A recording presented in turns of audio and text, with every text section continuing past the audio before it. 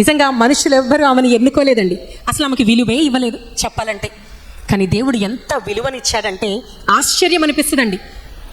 మోషే ఎంతమందికి తెలుసు కదా, అహరోన్ ఎంతమందికి తెలుసు, యూదా, యేసుప్రభు వారు, వీళ్ళందరికీ తల్లి ఎవరనుకున్నారండి? లేయా. చప్పట్లు కొడుతూ దేవుని గణపరుచుకుందాం.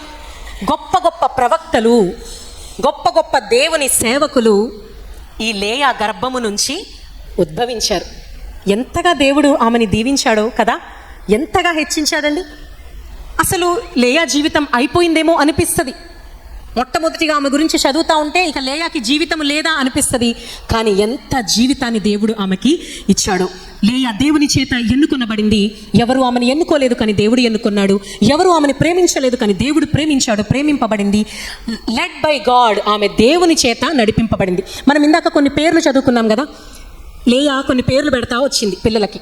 ప్రతి పేరులో కూడా దేవుణ్ణి కలుపుతూ వెళ్ళింది ఆమె. ఆ పేర్లు పెట్టే విషయంలో కూడా ఎక్కడ యాకోబు మనకి కనపడడు. అంటే యాకోబు లేయా కలిసి పేర్లు పెట్టారు పిల్లలకి అనే ప్రస్తావన ఎక్కడా ఉండదు.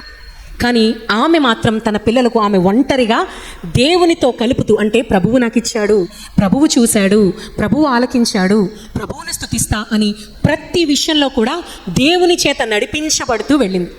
తనకి గర్భఫలం వచ్చినప్పుడల్లా కూడా మొట్టమొదటిగా ఆమె అంటున్న పదం ఏంటంటే దేవుడు. అంటే ఆమె దేవుని చేత నడిపించబడుతూ వెళ్ళింది. మన జీవితాల్లో అండి మనకి ఏది జరిగినా దేవుడు ఉండదు. నేనే, నా జ్ఞానం, అసలు నేను లేకపోతే ఈ కుటుంబం ఎక్కడుండేదండి కదా. చాలాసార్లు స్త్రీలుగా ఈ మాట వాడతాము. అయితే జ్ఞాపకం పెట్టుకోండి, దేవుడు మనల్ని నడిపించనిదే మనం ఇక్కడి వరకు రాలేము. సమస్త మహిమ ఎవరికి చెల్లునుగాక? దేవునికే. ఆయన జ్ఞానం ఇచ్చువాడు, నడిపించువాడు, మనల్ని ఉన్నత స్థితికి చేర్చువాడు. మరి లేయా అయితే అంత కష్టములో బాధలో కూడా ఆమె ఎప్పుడు కూడా నేనే చేసుకుంటా, నేనే వెళ్తా, నేనే పెట్టుకుంటా, నేనే నా ఆలోచన చెప్పున వెళ్తాను అనుకోలేదు. కానీ ప్రతి సమయంలో కూడా దేవుణ్ణి ముందు పెట్టుకొని నడిచింది. హల్లెలూయా. దేవుని చేత నడిపించబడింది. విమోచకునికి తల్లిగా ఎవరండి విమోచకుడి లోకానికి? యేసు ప్రభువారు. యూదా అనే కుమారుడు పుట్టినప్పుడు ఏమని అనుకుంది? దేవుణ్ణి స్తుతిస్తా. ఆ యూదా వంశము నుంచి దావీదు వచ్చాడు. దావీదు వంశం నుంచి ఎవరు వచ్చారండి? యేసు ప్రభువారు. ఎంత గొప్ప ధన్యత అండి లేయాకు. ఆ జబ్బు కళ్ళు కలిగి ప్రక్కనెక్కడో మూలకి ఉన్న ఆ స్త్రీ ఈరోజు యేసు ప్రభువారికి తల్లిగా.